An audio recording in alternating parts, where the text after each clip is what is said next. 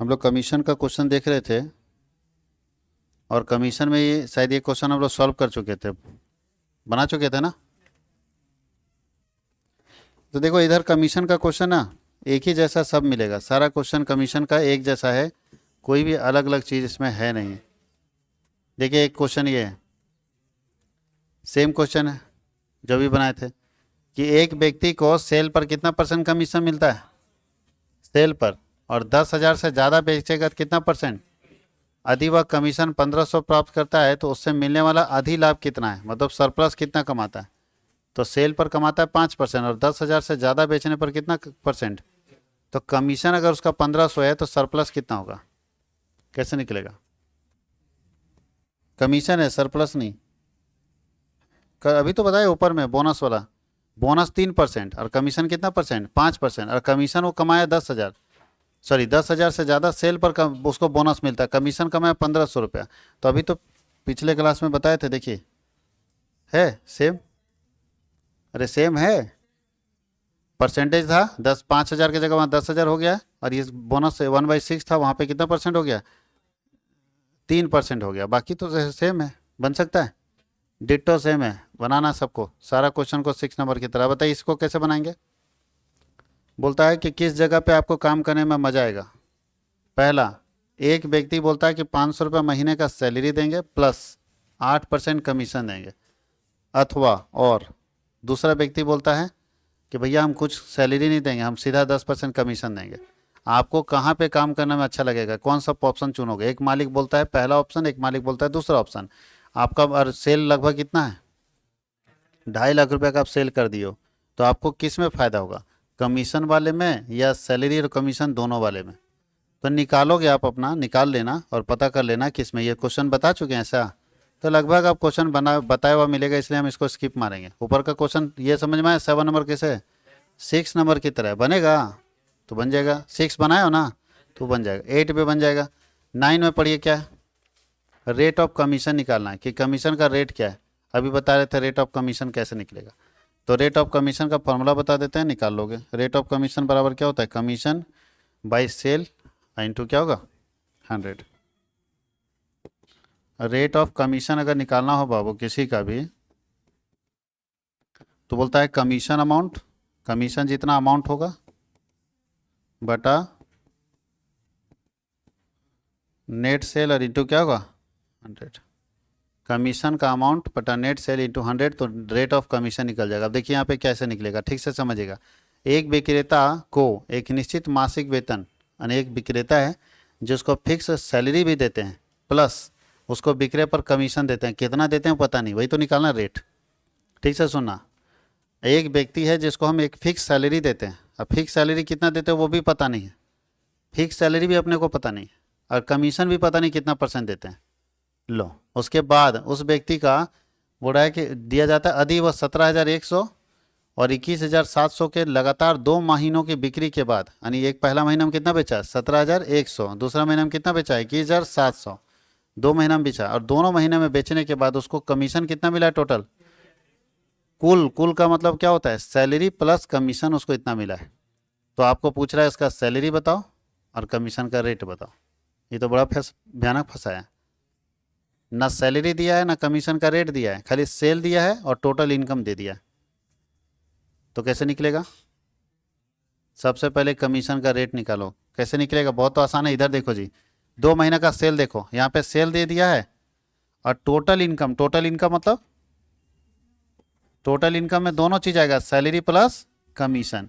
तो पहला का सेल कितना था 17,100, उसमें टोटल ही कमाया कितना 1,130 रुपये, इसमें सैलरी प्लस कमीशन दोनों है, सैलरी प्लस कमीशन।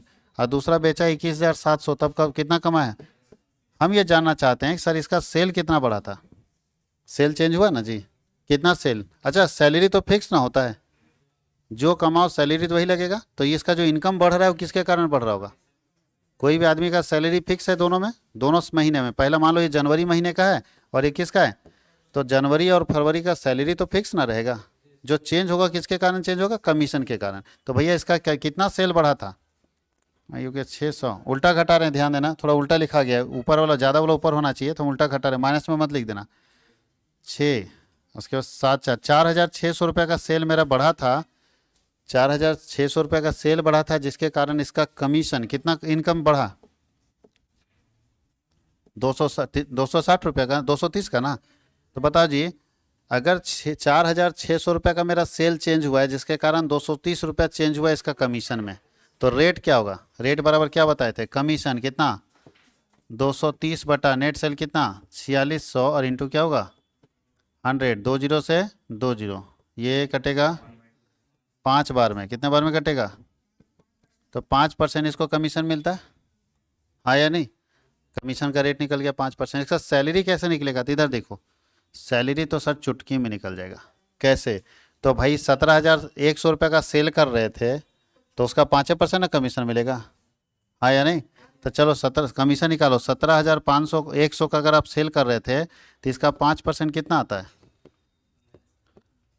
5 आएगा, 5 के 17×5 = 85, यानी 855 रुपया कमाई होता। तो 855 रुपया कमाई होना चाहिए कमीशन से, और आप कमाई कितना, तो बाकी सैलरी न होगा। तो सैलरी बराबर क्या होगा, टोटल इनकम, यानी टोटल जो आप कमाए हैं, और उसमें जो कमीशन से कमाए हैं उसको क्या करेंगे, माइनस कर देंगे, हटा देंगे। तो टोटल आप कमाए हैं 1,130 रुपया, जिसमें 855 रुपया आप कमीशन से कमाए, तो बाकी सैलरी होगा 5 5 10, 5 1 6, 7 6 13, 3 हाथ में 1, 8 1 9, 9 2 11, 275 रुपया आपका सैलरी होगा। समझ आया बात, किस में, ये यहाँ पे देखिए सेल में कितना, अच्छा जो सेल चेंज हो रहा है उसके कारण इनकम चेंज हो रहा है। तो इनकम में कौन सा इनकम चेंज होना चाहिए, दो इनकम इसको मिलता है, एक सैलरी मिलता है जो फिक्स है, और एक कमीशन मिलता है जो सेल के ऊपर है। तो इसका इनकम सैलरी के कारण चेंज होता है या कमीशन के कारण चेंज होता है, सैलरी तो फिक्स है भैया, हर महीना फिक्स है। तो अगर इसका इन सेल 4600 रुपया सेल बढ़ गया, जिसके कारण इसका 230 रुपया का कमीशन बढ़ गया, इसका मतलब 4600 के ऊपर 230 रुपया कमीशन आया है या नहीं। पिछले महीना जो बेचा उसके ऊपर कमीशन आया, 4600 का सेल बढ़ने से 230 रुपया का कमीशन बढ़ गया, तो मेरा रेट ऑफ कमीशन क्या होगा, तो कमीशन बटा सेल, तो कमीशन 230 बटा 4600 गुने 100 कर दिए, हाँ या नहीं। और जब 5% निकल गया, तो भैया ये जो इतना का सेल में हम इतना कमा रहे हैं, तो इसका मतलब उतना के सेल में 5% कमीशन प्लस सैलरी होगा, तो उसका 5% कमीशन निकालते तो 855 रुपये आता है। तो बाकी पैसा कहाँ से आया, आपको 1130 मिल गया, तो इसका मतलब बाकी पैसा किस चीज़ का होगा, सैलरी का होगा। कोई दिक्कत किसी को, लिखिए।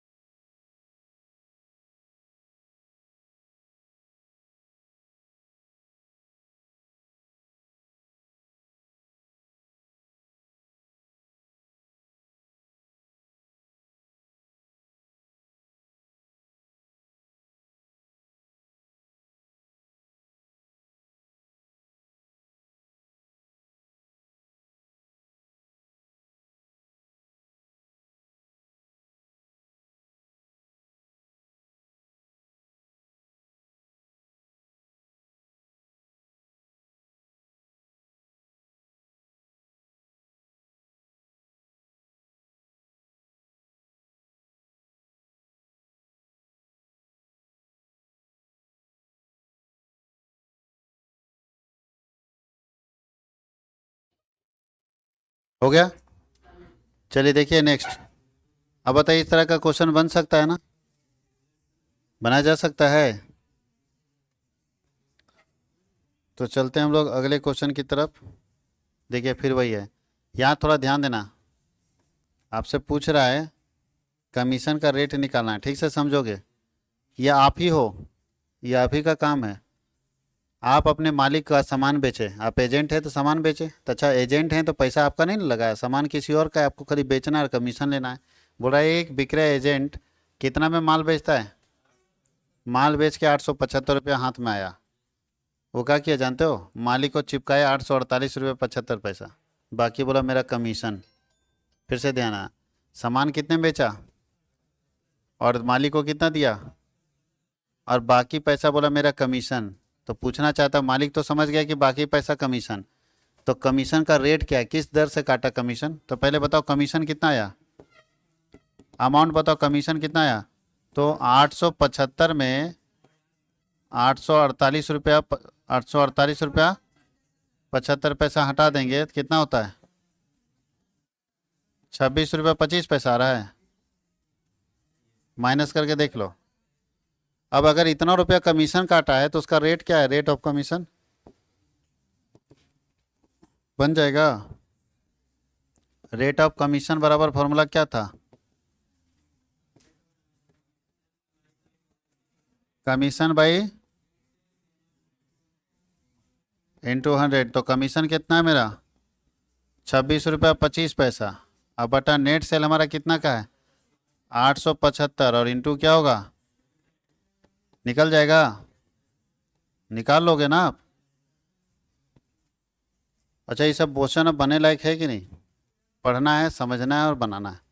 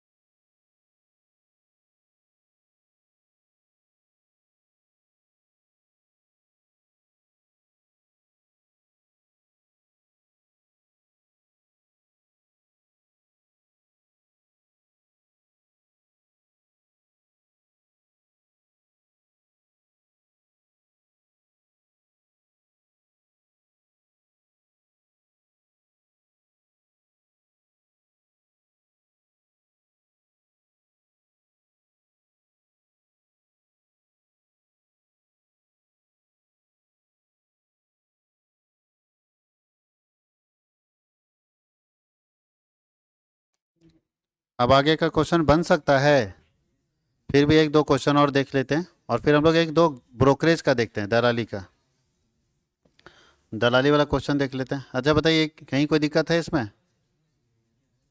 किसी को दिक्कत है? देखिए, एक आदमी 4500 में स्कूटर बेचता है और मालिक को कितना देता है? 4200, तो 300 कमीशन काट लिया। तो रेट ऑफ कमीशन पूछ रहा था, 300 बटा 4500 गुने 100, निकल जाएगा? निकल जाएगा ना? यहाँ भी वही यार। अच्छा, प्रारंभिक मूल्य निकालना है, कैसे निकलेगा? तो स्टार्टिंग का क्वेश्चन देखना है, प्रारंभिक मूल्य बताए थे। जैसे अगर कोई बोल दे, जैसे यहाँ लिखा है कि एक संपत्ति को 3 बार बेचा गया, इसको बना देते हैं, एक संपत्ति को कितना बार बेचा गया, और तीनों बार जो बेचने वाला है वो प्रत्येक एजेंट ने जिसने संपत्ति की बिक्री की कितना परसेंट काटा है? हर एजेंट 2% काटा। मतलब हम सामान बेचे, जिसको 2% काट के दिए, फिर वो सामान बेचा, 2% काटा, फिर वो सामान 2%, इसका मतलब 3 बार 2% काटा है। अब ये मत बोलना 6% काटा है, नहीं, एक साथ 6% नहीं काटा, पहले 2%, फिर 2%, फिर 2%, तो ये अलग अलग है। इसलिए एक साथ मत मान लेना कि सर 6% उड़ा देते हैं सर। 3 आदमी 2-2% काटा। मतलब सोचो कि हमको मालिक दिया ज़मीन बेचने के लिए, हम किसी और को दे दिए, अब वो किसी और को, और वो किसी और को, 3 आदमी बीच में बेचा है। तो जब बिक्री हुआ होगा ज़मीन तो 2% काट के अलग दिया होगा, फिर वो 2% काट के दिया हमको, और फिर हम 2% काट के मालिक को दे दिया। हमारे मतलब इसका मतलब है 2% 3 बार काटा गया है। और ध्यान देना, यदि प्रत्येक बार संपत्ति की बिक्री उतने शुद्ध धन पर हुई जितना पूर्व बिक्री से प्राप्त हुआ था, मतलब पिछला से जितना प्राप्त हुआ तो उतने पर हम बेचा गया है, तो प्रारंभिक मूल्य बताएं जब तीसरी बार में कितना बेचा गया है? तीसरा बार में इतना बेचा गया, इसका मतलब 3 बार कमीशन कट के इतना बिका है। तो बताइए लास्ट प्राइस है। तो दो चीज़ ध्यान देना आपको, लास्ट प्राइस में प्रारंभिक मूल्य बोल रहा है। अच्छा, तो ध्यान दो इधर, हम लोग लास्ट प्राइस कैसे निकालते थे, बताए थे कि आपको लास्ट प्राइस पर आप क्या करते थे? प्रारंभिक मूल्य को हम लोग इनिशियल प्राइस बोलते हैं। क्या बोलते हैं? इनिशियल प्राइस, इसको प्रारंभिक मूल्य बोलते हैं। ये निकालना है, हम लोग फॉर्मूला लास्ट प्राइस का बताए थे आपको। अच्छा, कमीशन काट के देगा, कमीशन काट के देगा तो इसका फॉर्मूला, कमीशन काट के दे रहा है, अगला को ज़्यादा मिलेगा कि कम मिलेगा? कम मिलेगा। तो 100 में रेट घटा देना, रेट R1, R1 मतलब rate of commission 1 into R2, 100 minus R2, और इंटू 100 माइनस R3, ये बताए थे आप लोगों को फॉर्मूला।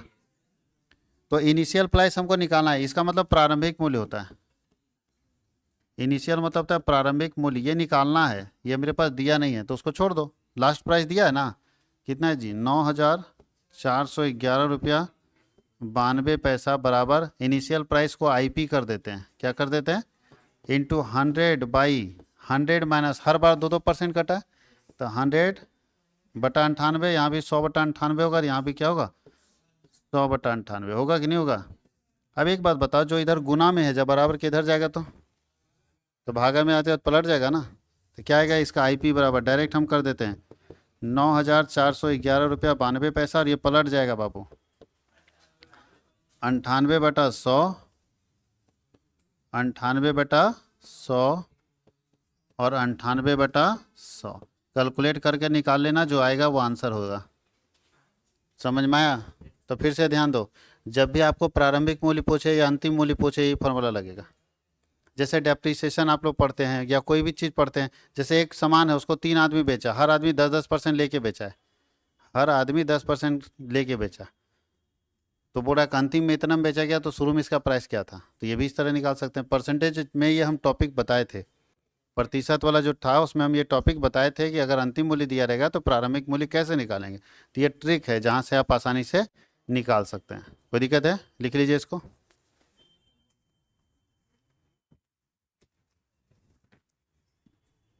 लिखिए, फिर हम लोग एक और क्वेश्चन देखते हैं।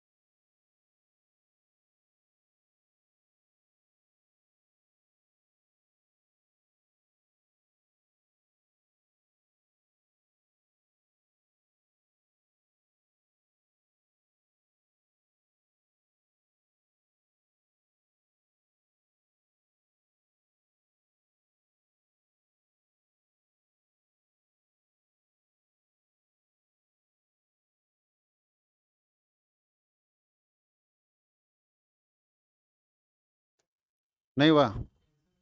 कितना आया?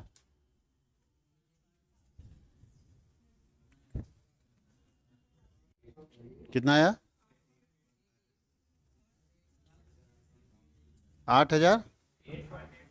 8,8858 आ रहा पूरा लेके।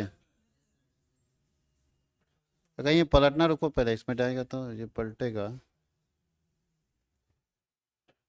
100 तो नीचे ही जाएगा, इनको दिक्कत तो नहीं होना चाहिए।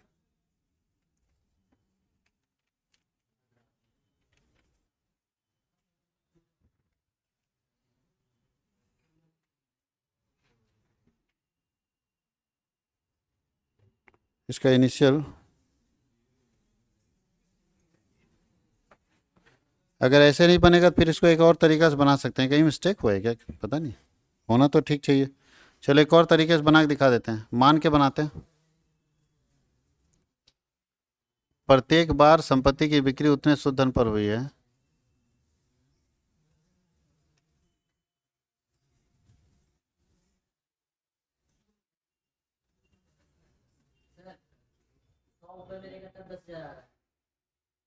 सौ ऊपर में रहेगा तो 10,000 आएगा।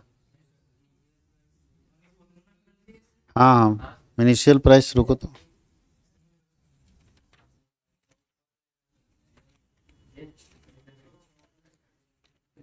चलो एक और तरीके से बता देते हैं, इसको आसानी से बना लोगे। इसका फॉर्मूला मिस्टेक है। फॉर्मूला अब आप क्या करोगे? नहीं ये गलत नहीं, ये गलत है। ये ठीक है, ये इनिशियल उधर जाएगा, लास्ट इधर जाएगा। ये वाला गड़बड़, उधर ठीक है। मेरा मिट गया तो तुम लोग को भी काट के कॉपी में अपना कर लो ना भाई। ये फॉर्मूला में गड़बड़ी है। यहाँ पे क्या आएगा? इनिशियल प्राइस पहले लिख दो और लास्ट प्राइस यहाँ लिखो, तब ठीक होगा। तो इसका मतलब है कि ये क्या होगा? पूरा गड़बड़ हो गया।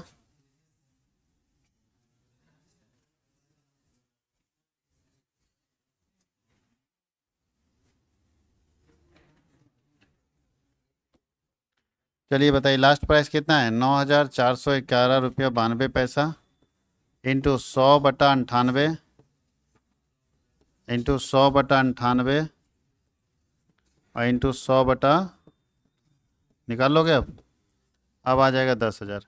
अच्छा, इसको एक और तरीके से कैसे बना सकते हैं? एक और तरीके से बता देते हैं कैसे बनाते हैं। अगर इस तरह नहीं समझ में आता, भूल जाते फॉर्मूला, तो मान के बना सकते थे। कैसे मान के बनाते हैं? तो 100 रुपया मान के बनाते हैं। 100 रुपये का 2-2% 3 बार घटा देते हैं। तो 100 रुपये का 2-2% अगर 3 बार घटाएंगे तो अपने को पता चल जाएगा ना कि 100 रुपये का अगर इतना बचता है तो इतना का कितना होना चाहिए। इसको लिखिए, बता देते हैं। हो गया ये कंप्लीट। मान के भी आप बना सकते हैं।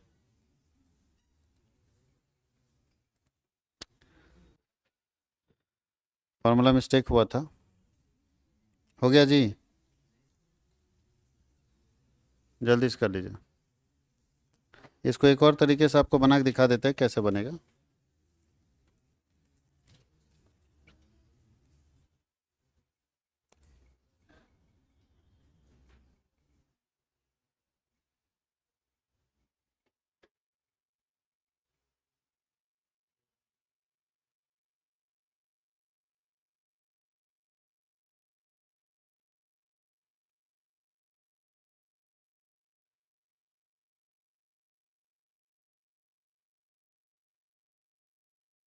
हो गया। इसको हम लोग 100 रुपये मान के बनाते हैं। क्या बोल रहा है क्वेश्चन में, बताओ। क्वेश्चन में बोल रहा है कि जितना रुपये का सामान था, 3 आदमी से होकर गुजरा और तीनों आदमी कितना परसेंट काटा? 2-2% काटा। तो ठीक है, हम 100 रुपये मान के 3 बार 2-2% काट के देखते हैं कितना बचेगा। तो जब 100 रुपया उतना बचेगा तो इतना रुपया का कितना होगा, निकाल लेंगे। हटा इसको। तो चलिए देखिए, मानते हैं हम लोग।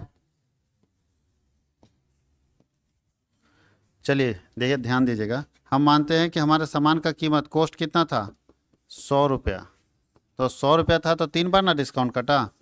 तो पहला डिस्काउंट 2%, तो 100 रुपये का 2% कितना होता है? 2 रुपया हुआ कितना?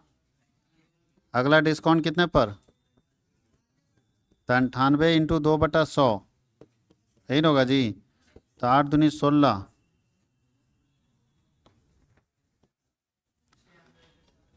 कितना था ये? 8 दूनी 16 और 9 दूनी 18 एक 19, यानी 1 रुपया 96 पैसा आएगा। तो 1 रुपया 96 पैसा है, तो 0,4, 96 रुपया 4 पैसा आया। और फिर 96 रुपया 4 पैसा का डिस्काउंट निकालो 2%, कितना आएगा डिस्काउंट? 2%। तो 96 रुपया 4 पैसा, ये ज़्यादा मुसीबत है। इंटू 2/100 कितना आता है? अरे यहाँ माइनस करो, डिस्काउंट कितना आता है? डिस्काउंट कितना आता है? काट के 94 रुपया आएगा। 0,8 आएगा। 6 दूनी 12, 9 दूनी 18 एक 19, ये ना आएगा। तो 2 अंक के बाद यहाँ पहले से 2 अंक में डेसिमल था, 100 से भाग देंगे 2 अंक और यहाँ हो जाएगा, तो यहाँ ना जाएगा। इसको घटाओ, कितना बचता है? 94 रुपया। ध्यान दो इधर।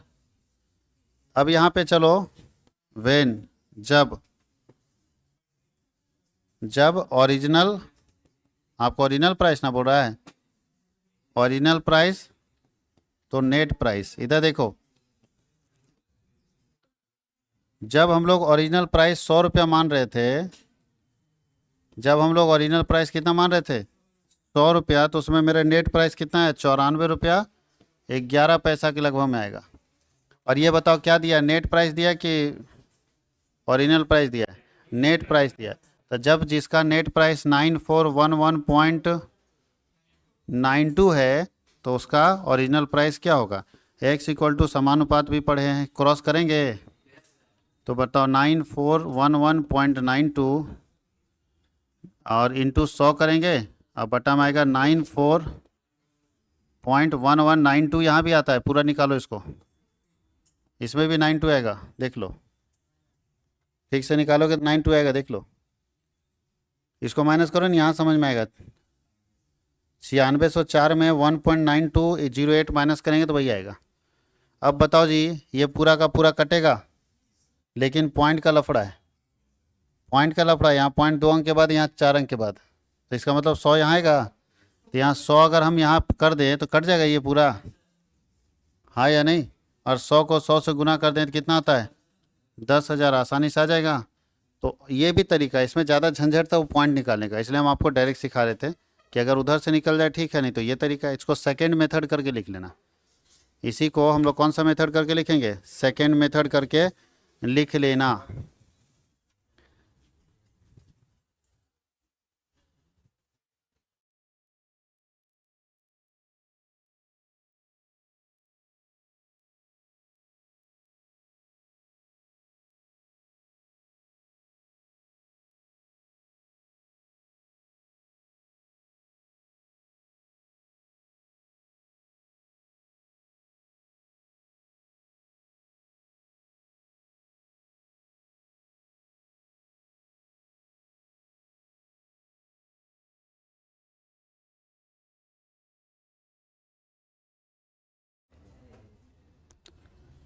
मेरे ख्याल से अब इसमें देख लेते हैं और कोई टॉपिक बचा है क्या। अगर कोई टॉपिक नहीं बचा है तो ये ख़त्म है। कोई टॉपिक और नहीं बचा, मिसलिनियस क्वेश्चन दिया हुआ है। और दलाली हम नहीं बताने वाले हैं। दलाली में क्या करना होगा?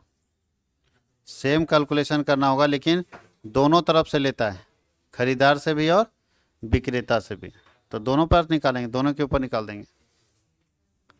अगर दोनों से सेम लेता है तब तो कोई दिक्कतें नहीं है।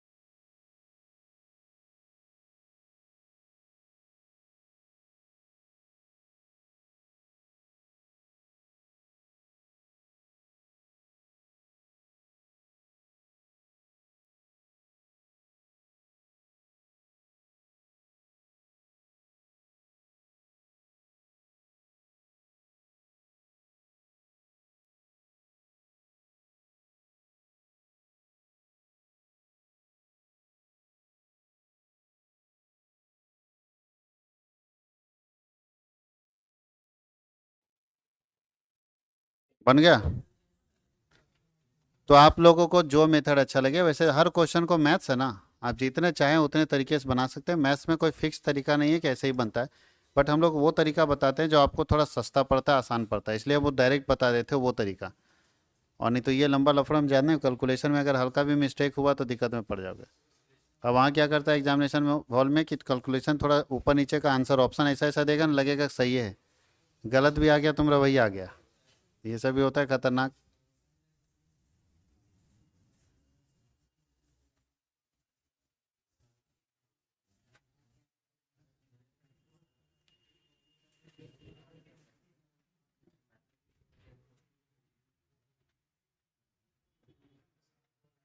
हो गया।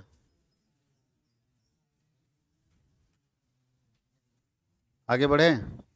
तो देखिए अब आप लोगों को ना बहुत सारा क्वेश्चन बनाने के लिए दिया हुआ है और आप लोग को अब बनाना है।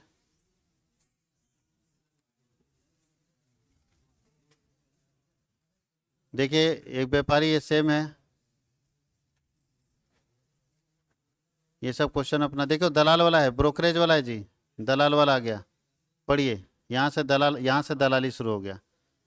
बोलता है एक दलाल 1% विक्रेता से लेगा, विक्रेता से कितना परसेंट, 1%, और क्रेता से 1.5% लेता है। अगर एक सौदे में उसे 375 रुपया प्राप्त हुए तो बताइए कि विक्रेता को कितना मिला होगा और क्रेता को कितना मूल्य देना पड़ा। अच्छा, तो विक्रेता और क्रेता से किस पर लेता है, सेलिंग प्राइस के ऊपर ना, तो जोड़ दो ना दोनों, 1% इससे 1.5% इससे, यानी 2.5% मिला। तो अगर किसी आदमी का 2.5% इनकम होगा तो 2.5% इनकम में उसका कमीशन कितना है, 375, तो 100% में कितना होगा, निकल जाएगा मूल्य, अरे निकल जाएगा, तो 100% निकाल लेना।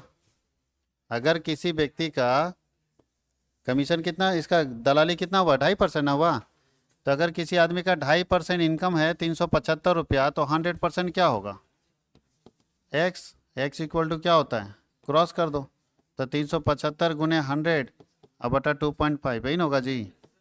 तो टोटल करो कितना आता है, पॉइंट हटाएंगे 0, 25 से करो 40 बार में, 40 से गुना करो 0, 5 चौके 20, 7 चौके 28, 2 30, 3 4 तिया 12, 3 15,000 रुपया उसका सेल है, 15,000 में बेचा है। अब बताओ जी, सेलर को क्या मिला होगा, सेलर को मिला होगा 15,000 में सामान बेचा है ना, तो 15,000 में कितना कमीशन काटा है, 1%, 1% ना काट के दिया है, तो 15,000 का 1% काट दो, इसका मतलब 150 काट के मिला होगा, तो इसका मिला होगा 14,850। देखो तो विक्रेता को कितना मिला, और क्या, अरे टेंशन काहे लिया भाई, पहले समझ नहीं पाया तुम, समझो। हम सामान बेच रहे हैं, हम दलाल हैं, दोनों से लेते हैं, तो हम अभी विक्रेता पहले हम निकाले कि कितना हम सामान बेचे थे, हम पहले क्या निकाले, कितने में सामान बेचे थे। तो भैया 1% अगर इससे कमाए, 1.5% इससे कमाए तो 2.5% कमाए, और 2.5% कमाई अगर मेरा 375 है तो 100% कितना होगा, तो 2.5% कमाई 375, तो 100% इसका मतलब 15,000 में बेचे। अब क्या नियम है, दोनों से ना लेंगे, तो 15,000 में बेचे तो विक्रेता को पैसा देना, आप विक्रेता को क्या करना है, पैसा देना है, तो विक्रेता को देना है तो काट के देंगे ना, तो विक्रेता को 15,000 में 1% काट के पकड़ा दिए, है या नहीं। अब संपत्ति मेरे पास है कितना का, अब क्रेता को क्या करेंगे, क्रेता से लेंगे या उसको देंगे, लेंगे, कितना परसेंट ज़्यादा लेंगे, तो चलिए परचेजर से 15,000 का सामान है ना बाबू, हम बोल दिए देखो जी 15,000 का सामान है, अब प्लस 1.5% लेंगे, किसका, 15,000 का, तो 15,000 का 1.5% कितना होता है, 15 पचे 75 रुपया ना, तो कितना हो गया, 15 पचे 225 आ गया, 225 होगा, 15 को 15 है जी, 15 पचे बार बार बोल रहे, इस 225 रुपया ना हो गया। इसका मतलब क्रेता को हम ये चीज़ कितना में चिपकाएंगे, देखो तो इसका इनकम कितना हुआ, 150 इससे कमाया और 225 इससे कमाया, तो 150 और 225 375 कमा लिया दोनों से। क्रेता में जोड़ देना है और विक्रेता में घटा देना, विक्रेता को घट के ना मिलेगा और क्रेता को महंगा पड़ेगा बेचारा को, 15,000 का चीज़ उसको 15,225 में मिला। बन सकता है क्वेश्चन। आगे देखो, इसके आगे जो हम दिए थे ना, very short answer type question था, वो आप लोगों को बनाना है, और ये चैप्टर हम लोगों का आज कंप्लीट हो गया। इसके बाद हम लोग सिंपल इंटरेस्ट पढ़ेंगे, साधारण ब्याज, अगले क्लास में।